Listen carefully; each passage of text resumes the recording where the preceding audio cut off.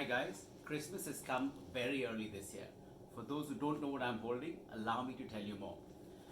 So Virgil Abloh is a very famous designer today, and he started his career back in the day with Kanye West. If you didn't know that, in fact, he headed Kanye West's design team and company, and he was responsible for many designs under Kanye's umbrella brand. However, that said, he broke away and then he did his own brand called Pyrex Vision, which was basically champion sweatshirts or jerseys taken up and screen printed with new funky designs, very eclectic street art, if you will, and he sold them for a tidy profit. That brand lasted for only 1 year because for him it was an experiment. Now remember, all this while Virgil Abloh was becoming a fashion designer, but he was never a fashion designer. He was an architect, and even before that, all through his school, he was a DJ, and he's still a DJ. I think he's headlining Tomorrowland this 2020 coming up. But anyways, that's separate. So here's a guy who himself says that he's not really a designer, but he was recognized for his innovative approach to designs and the way he was bringing intellect to what was considered streetwear and a very plebeian urban culture. He made it very precious and a commodity that people were hunting down. And then he starts this brand called Off-White, based out of Milan, I think 2013 maybe. And Off-White, he said, was the space between white and black, and he didn't call that grey, although coincidentally one of his children is called Grey. So Off-White was a brand, and he largely plays in this space called the 3% rule, where he says that if you don't change things more than 3% from their usual way of being, then they still can be very eclectic, very different, and people will still take to them because they recognize them. And with that sort of approach, he went in with for a collaboration with Nike, possibly one of the most iconic collaborations for Nike, but for brands in general. So Virgil Abloh comes on with Off-White and does this collab, and he takes 10 iconic Nike silhouettes and he revisits them. And this was called the 10 series, and he decided that he would only do 10, although in retrospect I think he's done a little more here and there.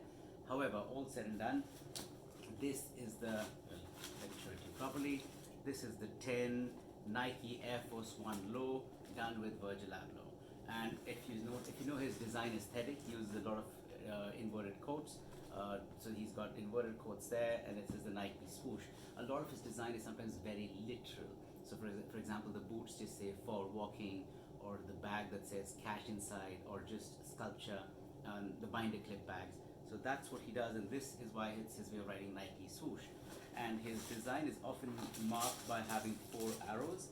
You will see the 4 arrows very deftly marked on the piece of paper here, and it's a Nike incorporated sheet. Okay, you take away the grease butter papers here, and here you have the shoe. It's a very simple looking shoe, mind you. This is the Air Force Ones. Been the same since 1982. It's really not changed much, except here, what does Virgil Abloh do? He adds these these meta shoelaces, if you will, by writing shoelaces on them, and then he puts these clips on them. So he uses items of daily, everyday use, very commonplace items, and uses them in a manner that sort of takes them out of context and hence makes them a form of art. Not very different from what was done back in the day when they submitted a urinal for I think the World Paris exhibition, and called it a fountain, because they said if you don't use it as a urinal but use it as a fountain, it's a piece of art. So this here is somewhat a similar format. And what they do is, Virgil Abloh said that when he sends the shoes out, they'll always come with multiple shoelaces, because his idea was you don't have to confine art to just his pair. And he said fashion should be something that you can replicate yourself. So he said take these shoelaces, put them on another pair of shoes, and create your own pair. All said, and then just a few more gimmicks. He took the Nike swoosh, he took it off, and he stuck it back with a nice cross stitch, so you can see it all across. It becomes more sort of inside turned out. You can see the same thing back here. Instead of just saying Nike, it says logo within inverted quotes, sort of as if shouting out that this is where the logo goes. And then he's got the model numbers, and he has normally the address of Nike, so Oregon Beaverton is written right under there. So lots of these quirky takes. If I can open this up and show you a little more. The very classic old school pattern foam tongue with the Nike tabs on the side, and it's got only the Off-White 4 arrows on the inside. The Nike Air Force One sole remains the same as always. That doesn't change. The uppers have changed. They have this sort of seamless top. seems almost as a water repellent, so it's synthetic, but the shoe remains the same. So I don't know if you like it or not. Oh yes, the most important thing I forgot, it says Air in quotes. Although the Nike Air Force One, I've always said Air over here because it was the first model with the Air cushion, except it was not seen, and after this came the Air Max, and that was the first visual cushion.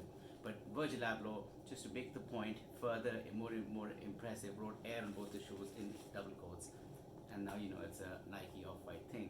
So this was one of the 10s. There are 9 others. I don't know if that means something to you, if you like them or not. They are really highly valued on the seconds and thirds market. But as for me, I got them in a very special way, and thank you Nike. But what I can tell you is I will not be getting rid of them. So these will live with me till he comes up with the next collection of the 10 or something similar. So as I said, Christmas has come really early. This is Christmas and New Year's all rolled into one. I hope you had a great year so far. Look forward to more shoes, maybe before the end of this year, who knows, fingers crossed. And I'll see you guys again. Cheers.